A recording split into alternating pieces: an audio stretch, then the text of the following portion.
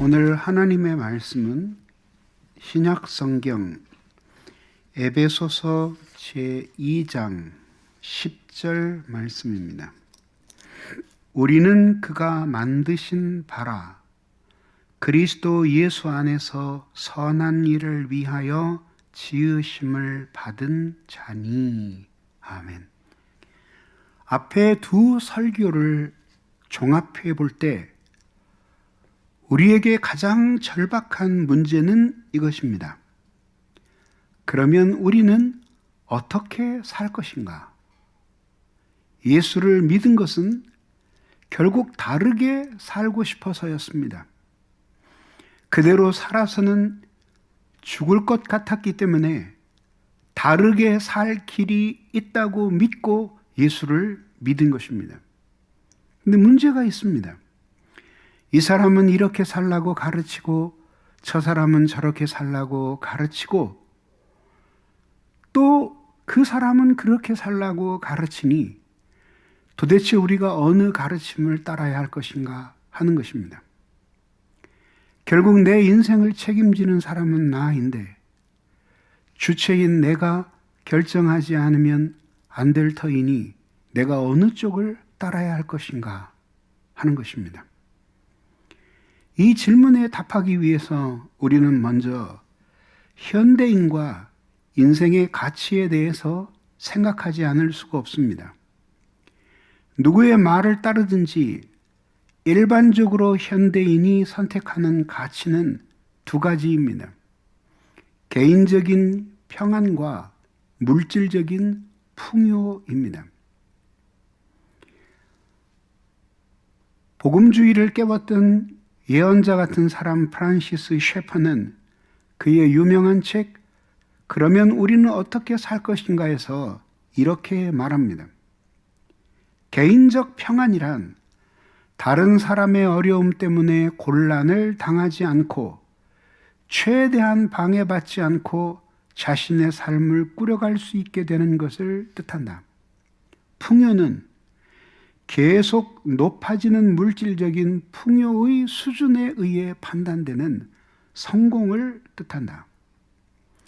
물질적인 풍요와 개인적인 평안, 이것은 우리의 삶에 꼭 필요한 것이기는 하지만 궁극적인 목적이 될 수는 없는 것입니다. 이것은 매우 낮은 가치입니다. 이런 사람들은 개인적으로 평안하고 물질적인 풍요를 누릴 수 있다면 일반적으로 사회의 정의나 후손들이 앞으로 어떤 사회에서 살아가게 될 것인가에 대해서는 크게 관심이 없습니다. 그러나 그것은 인생의 목표로 삼을 만큼 가치가 있는 것은 아닙니다. 이런 것들이 인생의 목표가 된 것은 자본주의가 추구하는 물질주의와 하나님을 떠난 마음이 쫓아가는 세속주의의 정신에 물들어 버렸기 때문에 생겨난 것입니다. 왜 사는지도 모르고 미친 듯이 달려갑니다. 그러면서 생각합니다. 자신이 불행한 것은 더 풍요롭지 못하기 때문이고 더 부유하게 되면 행복해질 것이라고 믿는 것입니다.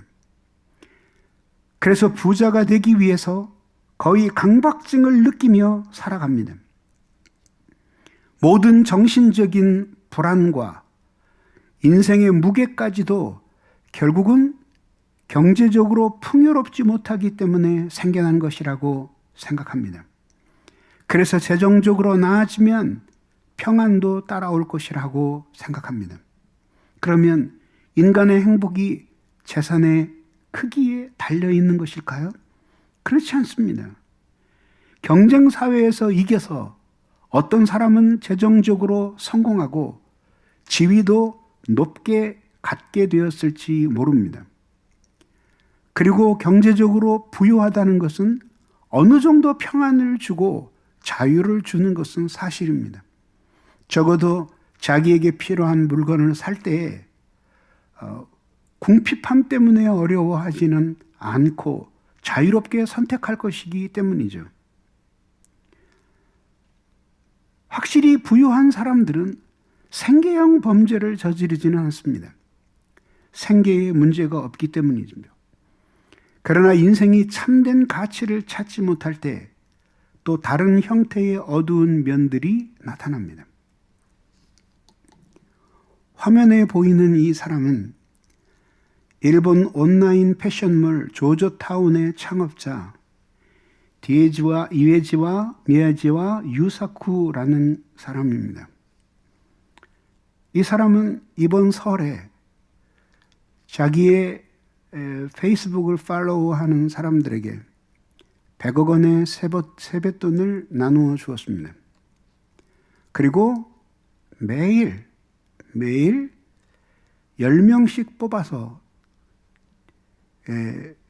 100만 원씩 1000만 원을 뿌립니다. 그리고 얼마 전에는 현찰 1조 원이 들어있는 통장을 SNS에 공개하기도 하였습니다. 왜 그러는 것일까요? 개인적인 평안과 물질적인 풍요라는 낮은 수준의 가치를 실현하고 나면 거기서 인간은 과연 쉼을 누릴 수 있을까요? 그렇지 않습니다. 그 사람의 인생의 가치가 바뀌지 않았는데 무엇이 달라지겠습니까? 가난하고 어려운 사람들이 겪는 일 가운데 어떤 일은 부유한 사람들은 겪지 않습니다.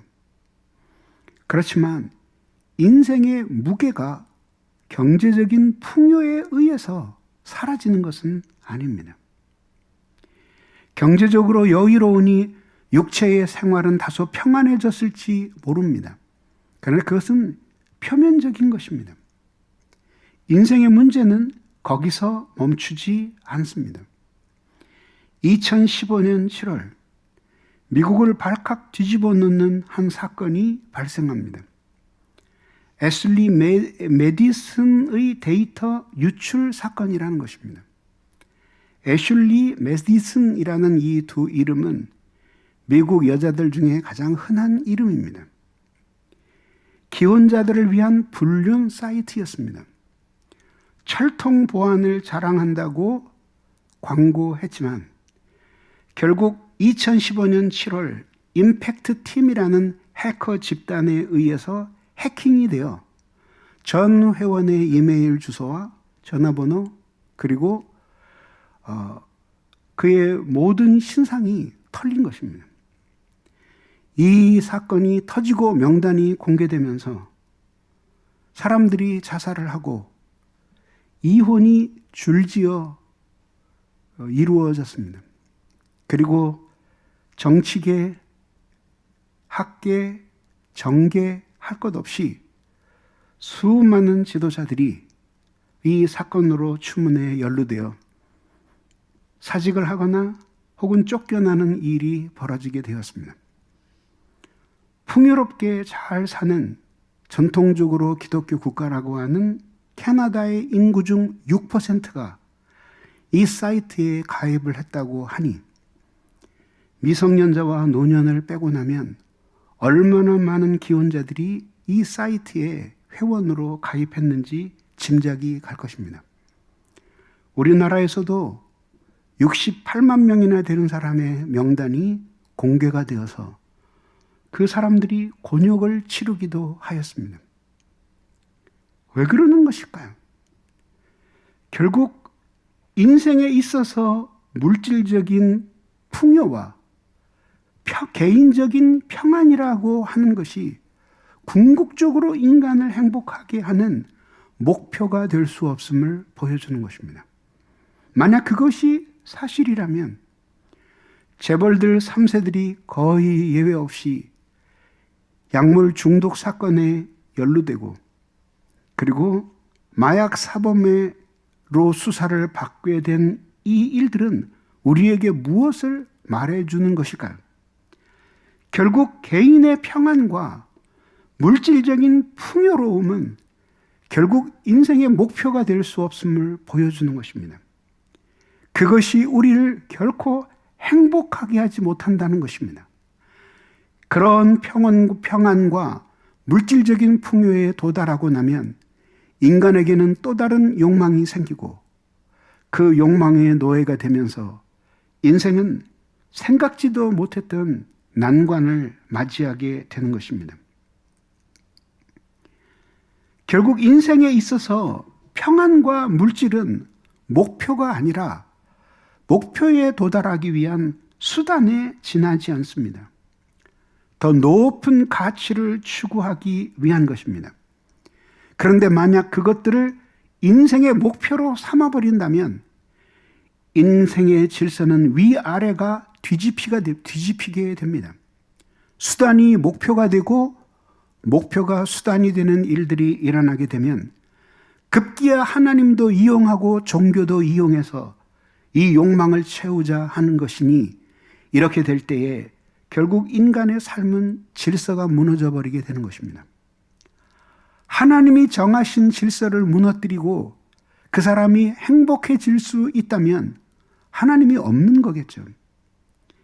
결국 악이라고 하는 것은 이렇게 질서가 뒤집힌 삶을 사랑하는 것이 악입니다.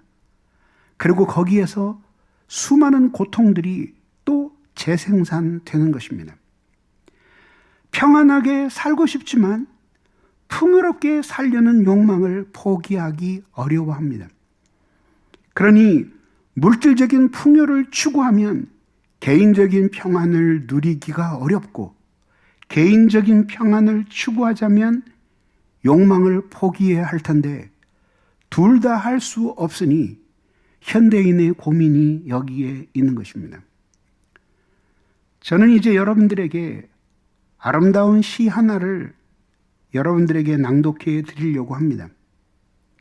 지난 세대에 많은 공감을 얻었던 다음과 같은 노래는 오늘날과 같은 이 현대 이렇게 물질적인 풍요를 추구하는 사람들에게는 현실적이지 않아 보입니다. 한번 보시겠습니다.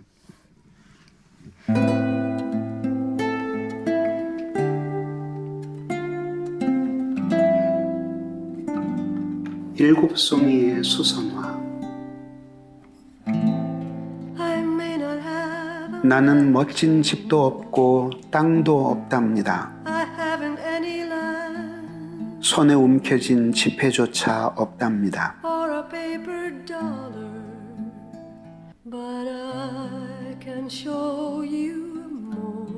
그렇지만 난 해드릴 수 있습니다. 당신에게 끝없이 이어지는 언덕들 위로 밝아오는 아침을 보여주면서 입 맞추고 일곱 송이 수선화를 드릴 수 있답니다.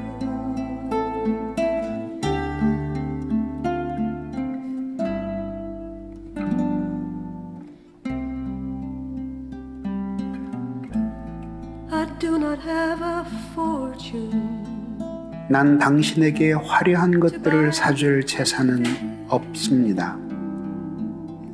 그렇지만 나는 당신을 위해 달빛을 엮어 목걸이와 반지를 만들어 줄 수는 있답니다.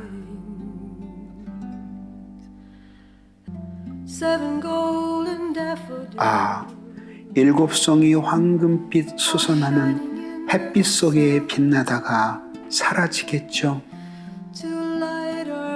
우리 함께 있는 하루가 저물 때가 되면은요.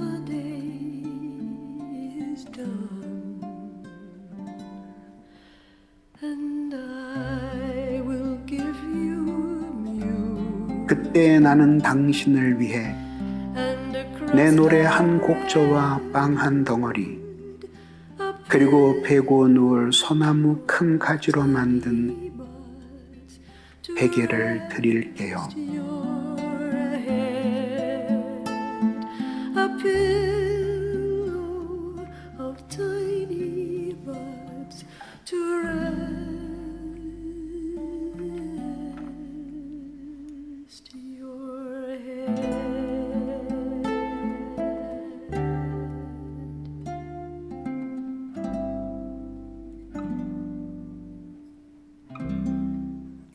어떻습니까?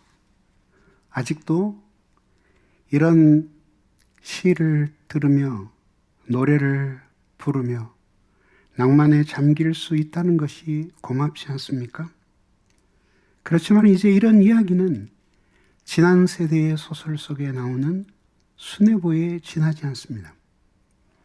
개인적인 평안과 특히 물질적인 풍요를 추구하는 현대인들에게 이런 삶은 텔레비에서나 가끔 보고 영화관에서 보면서 감동은 받고 싶지만 자신이 직접 살고 싶지는 않은 비현실적인 삶이 아니겠습니까?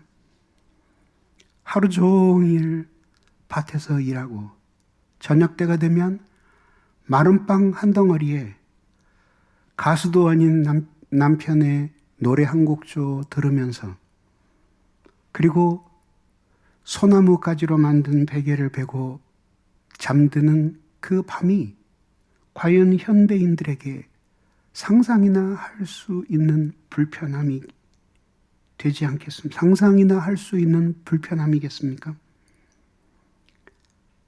도대체 우리는 무엇을 위해 살도록 태어났을까요? 어떤 물건의 존재의 목적은 그것을 만든 사람에 의해 규정됩니다. 왜냐하면 만든 그 사람이 자신의 쓸모를 따라 그 작품을 제작했을 것이기 때문입니다. 그래서 우리에게 어떻게 살 것이라는 질문이 다급하기는 하지만 이 질문에 대답하기 위해서는 먼저 대답해야 할 질문이 앞서 있는 것입니다. 그것은 도대체 나는 누구인가 하는 것입니다. 세상 사람들은 자기가 누구인지를 알 리가 없습니다. 자신만을 들여다보아서는 자신이 누구인지 알 수 없기 때문입니다. 결국 내가 왜 존재하는지 목적을 알아야 어떻게 살아갈지 방법이 나오지 않겠습니까? 오늘 이것에 대해서 오늘 본문이 답을 줍니다. 우리는 그가 만드신 바라 그리스도 예수 안에서 선한 일을 위하여 지으심을 받은 자니 우리는 그가 만드신 바라 그가 선한 일을 위하여 지으셨다고 되어 있습니다. 제일 먼저 하나님이 만드셨습니다. 스스로 생겨난 사람이 아닙니다. 창조주에 의해 태어났습니다. 그리고 창조주는 어떤 의도와 목표를 가지고 우리를 만드셨습니다. 우리말 성경에 만드신 바라고 번역된 이 말은 그리스어 성경의 한 단어로 되어 있습니다. 포이에마라는 단어입니다. 이게 고전 그리스어와 성경 그리스어 모두 작품을 가리키는 말인데 모든 경우에 항상 신의 작품을 의미했습니다. 그래서 결국 우리는 우연히 생겨난 게 아니라 하나님이 몸소 예수를 작품처럼 만드신 것입니다. 완전히 선하시고 완전히 위대하신 하나님이시니 그분이 졸작을 만들었을 리가 없죠. 그리고 결함이 있는 예술품을 창작하셨을 리가 없습니다. 장인의 손끝에서도 명품이 탄생하는데 완전한 하나님의 손끝에서 인간이 어찌 최고의 걸작품으로 만들어지지 않았겠습니까? 우리 한 사람 한 사람은 하나님이 그렇게 만드신 최고의 걸작품인 것입니다. 한 예술 작품에 대한 최종적인 해석은 작가에게 달렸습니다. 왜냐하면 작가만이 완전한 의도를 가지고 그것을 창작했기 때문이죠. 다른 사람이 그 작품을 보면서 이런저런 이야기를 할 수 있지만 그것은 의견일 뿐입니다. 도대체 우리는 누구일까요? 하나님이 친히 규정하시는 것입니다. 너는 나의 걸작품이다. 아우구스티누스는 자기를 찾는 여행을 떠난 사람이었습니다. 철학에서 심지어는 이교 신앙에서 그것을 찾아보려고 했지만 그는 자기가 누구인지 알 수가 없었습니다. 그러다가 하나님을 만났습니다. 그때 비로소 자신이 하나님의 만드신 바 된 걸작품이라는 사실을 깨달았고 자신의 존재의 의미는 자기를 창조하신 그분을 향하여 사는 것임을 깨달았습니다. 자기가 그렇게 소중한 존재인지를 몰랐고 죽고 싶어 했는데 하나님이 자기를 얼마나 사랑하시는지를 깨달으면서 자기가 이 세상에서 얼마나 존귀하고 소중한 존재인지를 알게 되었습니다. 그래서 그는 고백록 제1권 5장 5절에서 이렇게 말합니다. 저에게 당신은 무엇입니까? 당신께 제가 무엇이길래 당신을 사랑하라고 명하시고 그러하지 않으면 제게 진노하고 커다란 비참으로 벌하시겠다고 경고하기까지 하시나이까? 라고 탄식했습니다. 하나님이 살아계신 것을 통해서 자신이 그 하나님에 의해 창조되었다는 사실을 깨달음으로써 자신이 무엇을 위해 살아야 되는지 목적을 발견하게 되었고 그 하나님이 자기를 사랑하신다는 사실을 통해서 자신이 얼마나 소중한 가치가 있는 존재인지를 깨닫게 된 것이죠. 결국 우리는 그렇게 하나님의 완전하신 솜씨에 의해 만든 바 된 걸작품들입니다. 당신이 감상하시기 위해 그것을 만드셨습니다. 그렇다면 반드시 그 걸작품은 누가 손대지 말고 원작품 그대로 있어야지 됩니다. 인류 문화유산 가운데 아마 가장 소중한 미술 작품 하나를 고르라면 레오나르도 다빈치가 그린 모나리자일 것입니다. 많은 사람이 궁금해합니다. 도대체 그 그림 한 장의 값이 얼마나 될까? 피카소의 그림은 960억에 팔렸고 뭉크의 절규는 1300억까지 갔다는데 그것과 비교할 수 없는 다빈치의 모나리자는 도대체 경매에 나오면 얼마쯤 될까? 학설이 구구합니다. 그러나 누구의 이야기도 맞았다고 할 수 없습니다. 왜냐하면 누구도 어떤 경우에도 그 작품을 팔겠다고 내놓지는 않을 것이기 때문입니다. 1962년에 감정사들이 시험 삼아서 레오나르도 다빈치의 가격이 얼마나 될까 하고 계산을 했는데 그때의 가격으로 7천억 정도로 평가되었다고 하는데 금값으로 계산을 하면 지금 5배 정도 올랐으니까 3조 5천억쯤 된다고 봐야죠. 그러나 이 가격에 동의하는 사람은 거의 없습니다. 누가 근거를 가지고 이야기하는지는 알지 못하겠지만은 몇 사람이 인터넷에 자기가 어디서 들은 이야기인데 모나리자의 값이 1경 4천억쯤 된다는 이야기를 들었습니다. 1만 4천조 원쯤 되는 것이죠. 팔 리가 없으니 가격이 형성될 리는 없지만 분명한 사실 하나가 있습니다. 사우디의 어느 부자의 재산이 1천조라고 하는데 그걸 모두 정리해도 다빈치의 모나리자를 못 살 거라는 것은 분명합니다. 이 그림이 바로 다빈치의 모나리자입니다. 웃을 듯 말 듯 아무도 따라 그릴 수 없는 위대한 작품입니다. 인류에게 단 한 장 남아있는 그림입니다. 그런데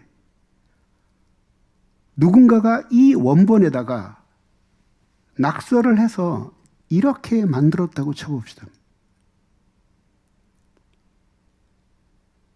아마 박물관 당사자들 뿐만이 아니라 이 유산을 사랑하는 세계의 모든 사람이 분노하게 될 것입니다.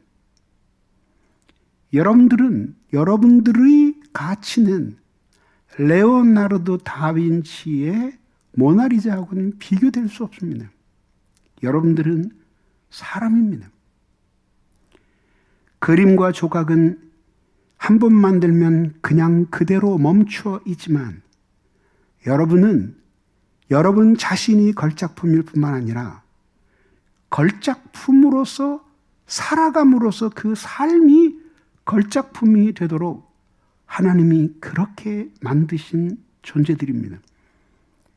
그런 걸작품에 우리는 매일매일 저런 낙서를 하고 있습니다. 그런데 그 짓을 하는 자신에게 분노하지 않는 것이 이상하지 않습니까? 나는 그림이나 조각이 아니라 살아있는 사람입니다. 살아있을 뿐 아니라 살아가는 작품으로 만드셨습니다. 하나님을 닮은 영혼을 가진 나입니다. 우리의 죄 때문에 하나님의 걸작품인 내가 훼손되었습니다. 그림에 콧수염을 칠한 정도가 아니라 나 아닌 다른 게 들어온 것처럼 되어버렸습니다. 그러나 그것은 그분이 만들지 않은 또 다른 나입니다. 그것은 바로 나를 병들게 하는 나입니다. 그런데 내가 스스로 그것에 대해서 책임져야 할 나이니 나로서는 내 힘을 가지고 나에게로 돌아갈 수 없다는 것이 너무나 분명한 것입니다.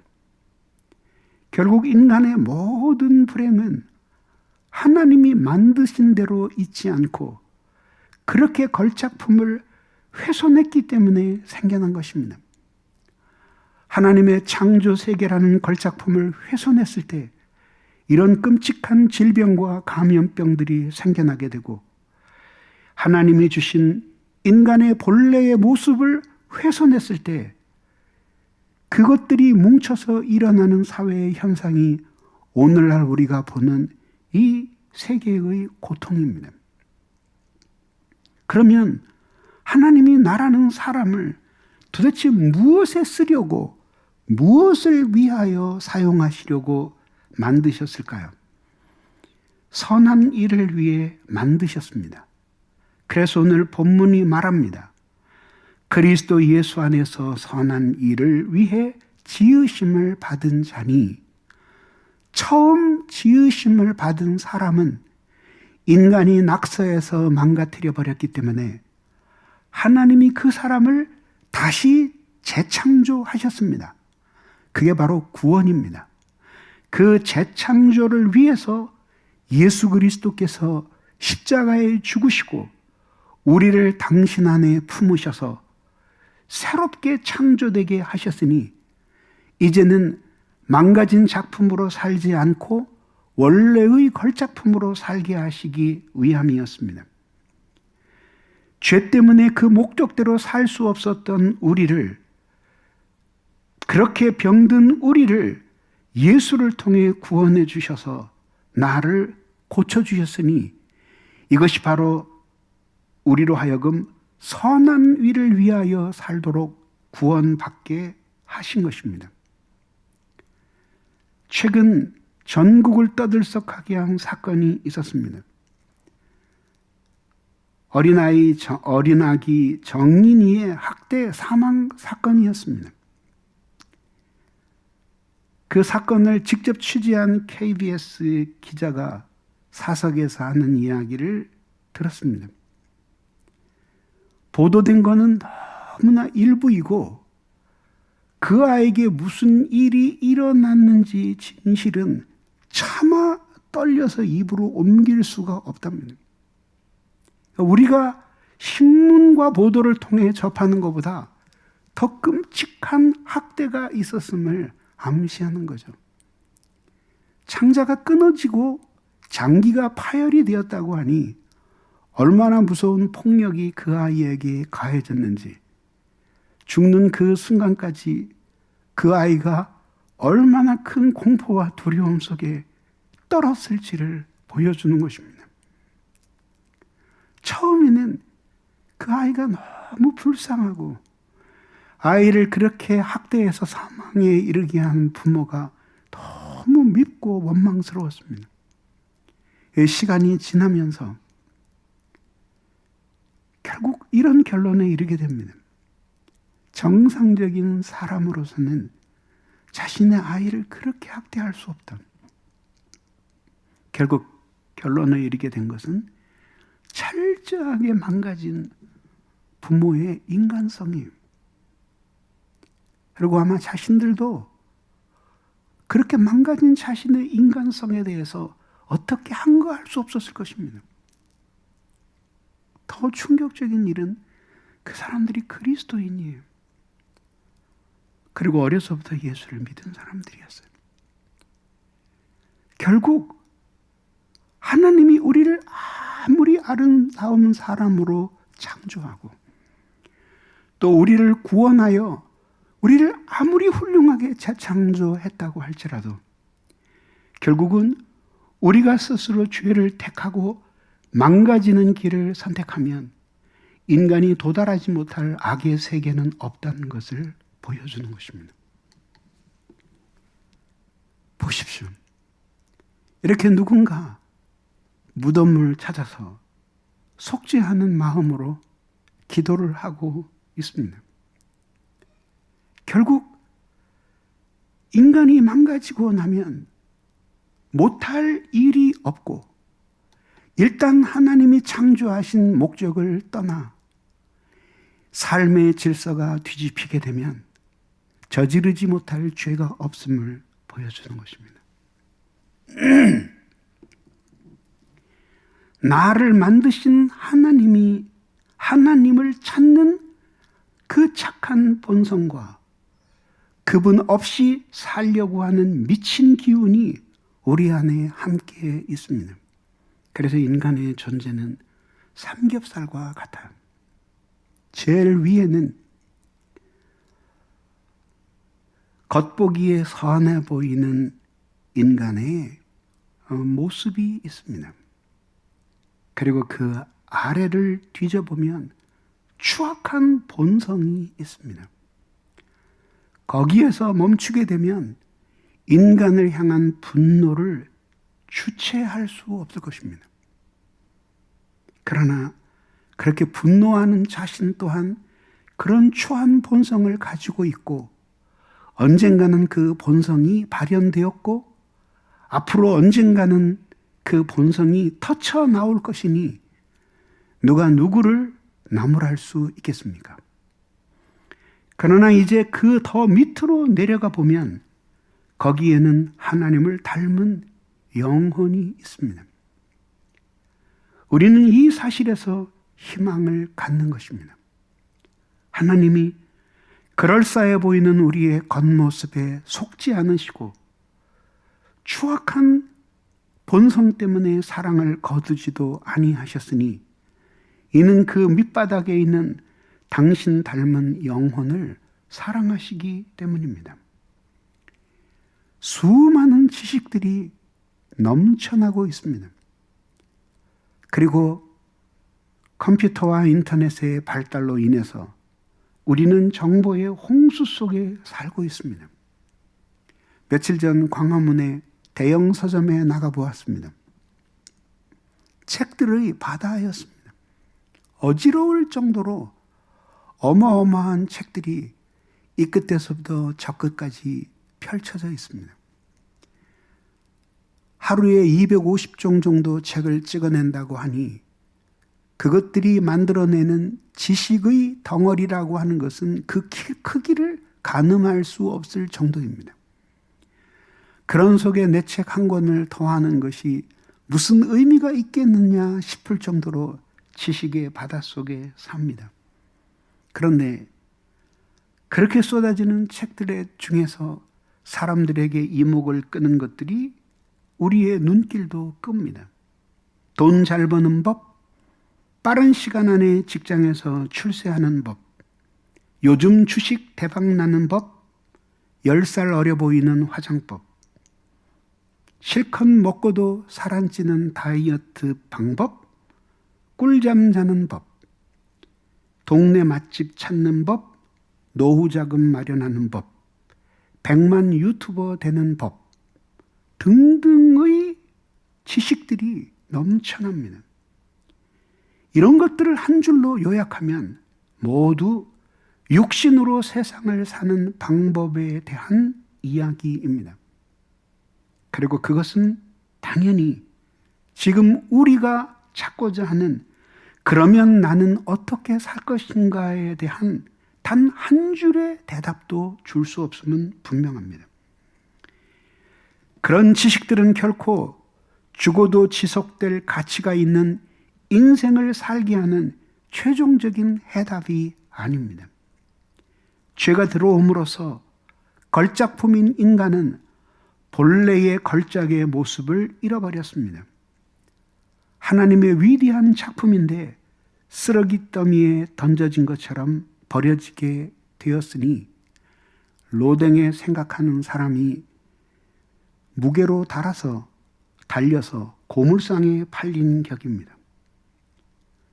예수 그리스도께서 세상에 오신 것은 바로 우리가 하나님 앞에 얼마나 소중한 존재로 창조되었는지를 일깨워 주시기 위함이었습니다. 아름다운 세계를 더욱 빛나게 하려고 나를 만드셨으니 창조된 세계가 보석으로 만든 면류관이라면 우리는 대관식에 앉은 왕입니다. 면류관 때문에 왕이 빛나는 것이 아니라 즉위하는 왕 때문에 면류관이 빛나는 것 아니겠습니까? 그런데 그 왕은 최종적인 왕이 아닙니다. 더 높은 왕 중의 왕, King of Kings의 뜻을 따라 세계를 돌보고 가꾸도록 부름을 받았습니다. 그렇게 살 때에 걸작품으로서의 진가가 드러나게끔 창조하셨습니다. 그래서 인간의 영광은 창조주 하나님을 섬기는 영광입니다. 세상을 하나님이 의도하신 선으로 가득 채우게 하시려고 우리를 창조하셨고 죄 때문에 그 일이 망가져서 그리스도 예수를 통해 우리를 구속하신 것입니다.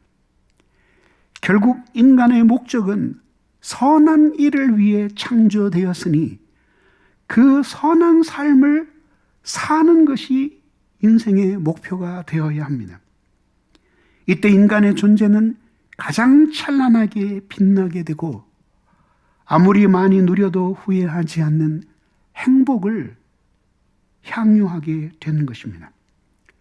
나를 창조하신 그분 앞에서 내가 그분의 뜻을 위해 태어났음을 깨닫습니다. 하나님이 나를 사랑하셔서 나를 위해 대신 죽으신 그리스도의 십자가 앞에 섭니다. 거기서 내가 얼마나 하나님 앞에 소중한 존재이고 걸작품이었는지를 깨닫게 됩니다. 결국 우리는 선한 일을 위해 창조되었으니 선하고 아름다운 삶을 삶으로써 궁극적인 행복을 누리게끔 하나님이 그렇게 우리를 이 세상의 사람으로 만드신 것입니다. 우리가 예수를 믿고 이렇게 설교를 들으며 우리의 생각을 동원하여 인생의 길이 무엇인지를 찾는 이유도 궁극적으로 바로 이렇게 선하고 아름다운 삶을 살기 위해서입니다. 우리가 개인적인 평안과 물질적인 풍요를 찾지만 그것을 토대로 선한 삶을 살고 싶어서 그렇게 하는 것임을 기억하는 여러분들이 되시기를 바랍니다. 말씀을 맺으려고 합니다. 자, 이제 내 인생을 어떻게 할까요?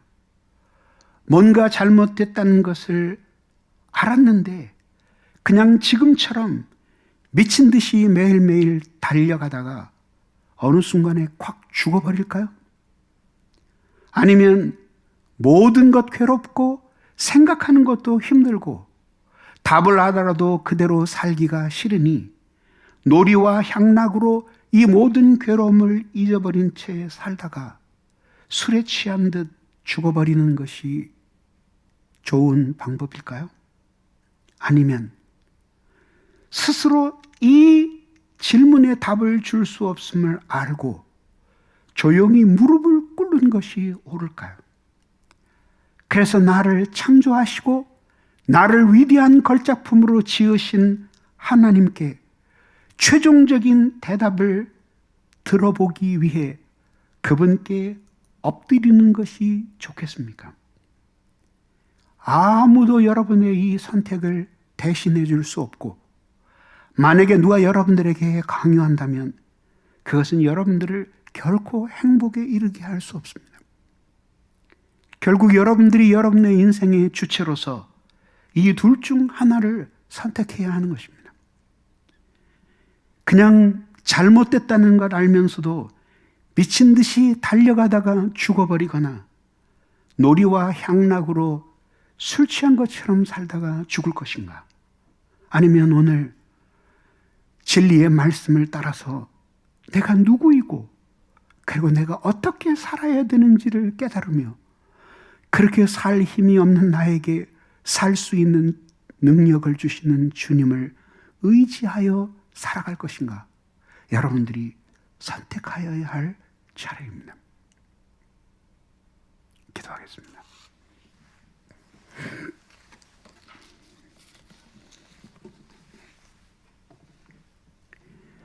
이 시간에 우리 기도할 때 하나님 우리에게 은혜를 내려주십시오. 아버지 하나님, 저희들이 무엇 때문에 이 세상의 인간으로 태어났나이까?